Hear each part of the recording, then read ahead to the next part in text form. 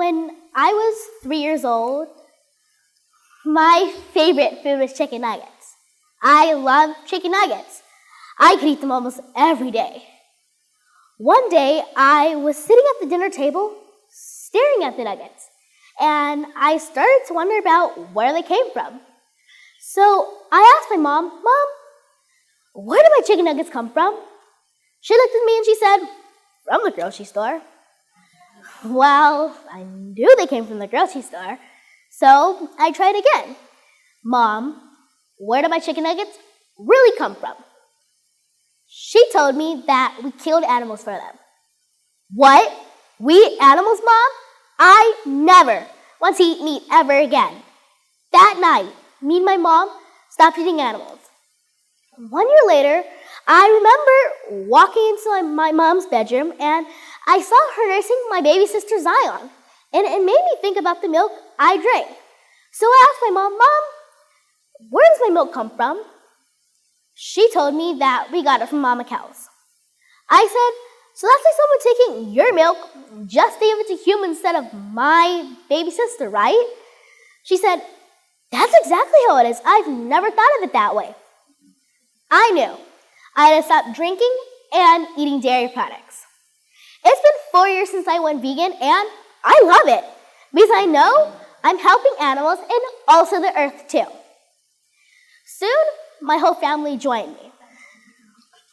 Not eating animal products will not only save animals, but it will help stop much of the damage we have done to the earth. Now, you may wonder, what does veganism have to do with the planet? I know. I thought the same thing too until I learned these facts. And honestly, they really worried me. And I hope they worry you too.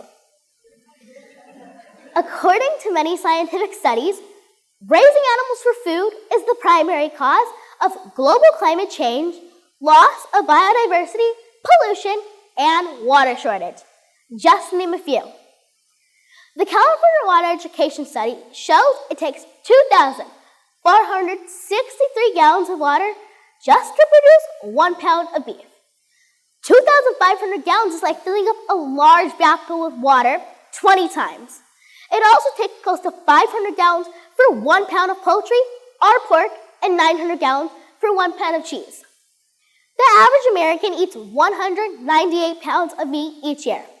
The world average is 75 pounds of meat. There are over 6 billion people on this planet who eat meat. Now that's a lot of water used just for humans killing animals. In fact, the USDA states 80 to 90% of the water used in the United States is for animal agriculture. A 5-minute shower uses 25 gallons of water, but it takes up to 1,300 gallons just to produce 1 burger. That is equivalent to almost 2 months of showers. I see a lot of people in their eco-friendly cars with their Save the Earth bumper stickers, but they're in drive-thrus ordering burgers. I wonder if they know animal agriculture causes far more environmental destruction than the entire transportation industry. That's all buses, trucks, cars, boats, and planes in the world. The emissions from animal agriculture is projected to rise by 80% in the next 30 years. But the emissions from energy is only projected to rise by 20%. Now, this really scares me, and it makes me worry about the future of my generation and future generations, when people can change the way they eat and have an immediate impact on the planet. I have come to you as a representative of my generation and future generations to come, to ask you to think about the foods you eat if you eat animals and animal products and how it has a negative impact on the planet. I know, a lot of you may be thinking it may be hard to go vegan or you just really don't want to.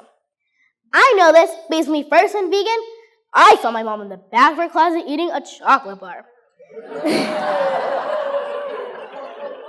But that was before she knew there was a lot of great dairy-free chocolates. I know, at first it may be hard, but it gets easier.